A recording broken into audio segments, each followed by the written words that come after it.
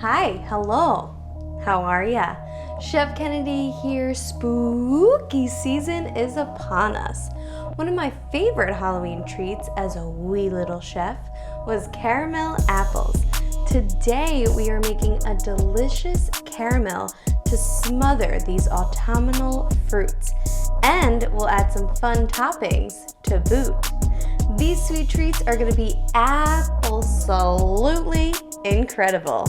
Let's get into it. Okay, so these are all the ingredients you'll need for the caramel apples. We're going to start by soaking them in warm water to remove the wax, and you just want to give those a nice little rub down. Then for the sticks, I farge these from my backyard, cut them on an angle so they'll insert nicely, and soak them in a water bleach solution. You could also use regular skewers. But regardless, once you have your clean apples and your sticks, you want to insert the sticks all the way down to the bottom so that they have a sturdy grip to them. Now transfer those to the freezer while we work on our caramel. 1 cup of butter, 1 cup of corn syrup, then also add in 2 cups of brown sugar. I'm using light here, and 1 can of condensed coconut milk with 1 teaspoon of salt. Place that on the heat until everything's melted.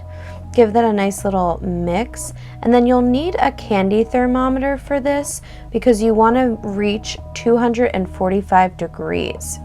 Once that reaches the temperature, remove it from the heat, allow it to cool for about 10 minutes before transferring to a heat-safe bowl. Time for a dance break.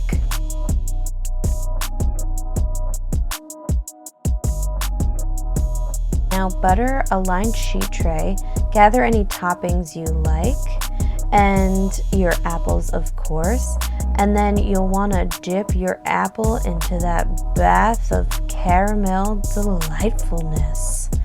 Ooh, so at first it's going to be pretty thin. The longer you wait, the thicker the caramel is going to be, but you can do a couple layers of the caramel if you want a thicker one, and then just scrape off the bottom, and then feel free to dip it into anything you like. I have some toasted pecans here, which I think are going to be great with the caramel.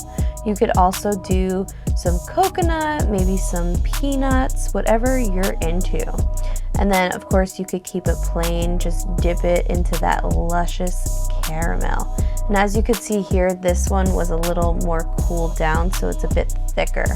Just transfer that onto the sheet tray, and any caramel you have left over, definitely save it, allow it to cool, then transfer it to a parchment paper and just fold it over. This should keep in the fridge for about 2 to 3 weeks, and I have a recipe coming up using this caramel, so definitely hang on to your caramel.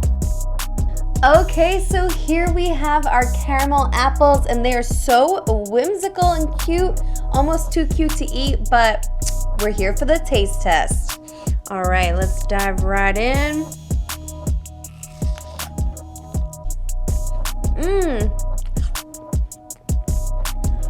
These are so festive and fun. They really bring me back to my childhood.